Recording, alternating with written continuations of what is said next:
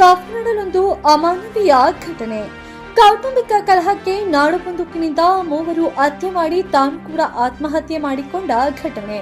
ಈ ಘಟನೆ ಚಿಕ್ಕಮಗಳೂರು ಜಿಲ್ಲೆ ಬಾಳೆಹೊನ್ನೂರಿನ ಕಡಬಗೆರೆ ಸಮೀಪ ಮಾಗುಲಿನಲ್ಲಿ ನಡೆದಿದೆ. ರತ್ನಾಕರ್ ಎಂಬುವವನಿಂದ ಈ ಕೃತ್ಯ ನಡೆದಿದೆ. ರತ್ನಾಕರ್ ಸ್ಥಳೀಯ ಖಾಸಗಿ ಶಾಲೆಯಲ್ಲಿ ಬಸ್ ಡ್ರೈವರ್ ಆಗಿ ಕೆಲಸ ಮಾಡುತ್ತಿದ್ದ.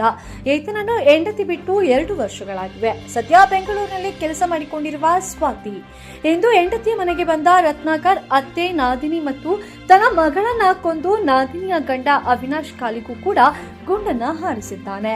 ಅದೃಷ್ಟವಶಾತ್ ಪ್ರಾಣಾಪಾಯದಿಂದ ನಾದಿನಿಯ ಗಂಡ ಬಚಾವಾಗಿದ್ದಾರೆ. ಈ ಕೃತ್ಯದಲ್ಲಿ ಅತ್ತೆ ಜ್ಯೋತಿ 55 ವರ್ಷ, ಸಿಂಧು 24 ವರ್ಷ, ಮೌಲ್ಯ 7 ವರ್ಷ ಮೃತರು.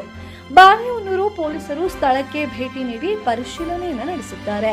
ಈ ಕೃತ್ಯದ ನಂತರ ಮೂವರು ಕೊಲೆ ಮಾಡಿದ ಆರೋಪಿ ರತ್ನಾಕರ್ ತನ್ನ ಪತ್ನಿ ದೂರವಾದ ಬಳಿಕ ಎಲ್ಲರೂ ಮಗುವಿನ ಬಳಿ ತಾಯಿಯ ಬಗ್ಗೆ ಕೇಳುತ್ತಿದ್ದಾರೆ.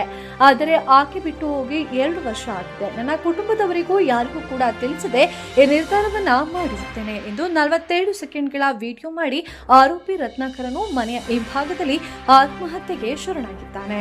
ಈ ಘಟನೆ ನಡೆದ ಸ್ಥಳಕ್ಕೆ ಚಿಕ್ಕಮಗಳೂರು ಎಸ್ಪಿ ವಿಕ್ರಮ್ ಅಮಟೆ, ಬಾಳೆಹೊನ್ನೂರು ಪೊಲೀಸ್ ಠಾಣೆಯ ಪಿಎಸ್ಐ ರಮೇಶ್ ಭೇಟಿ ನೀಡಿ ಪರಿಶೀಲನೆ ನಡೆಸಿದ್ದಾರೆ.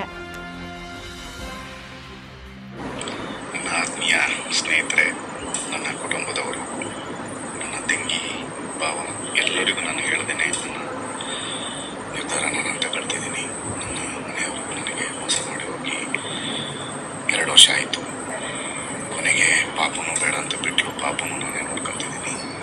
ನನ್ನ ಜೀವನ, ನನ್ನ ಮಗಳ ಖುಷಿ, ಅವಳ ಒಂದು ಪ್ರೀತಿ, ಅವಳು ಪಾಪ ಸ್ಕೂಲಲ್ಲೆಲ್ಲ ಮಕ್ಕಳು ತುಂಬ ಕೇಳ್ತಾ ಇದ್ದಾವೆ, ನಿಮ್ಮ ಅಮ್ಮ ಎಲ್ಲಿ ಅಂತ.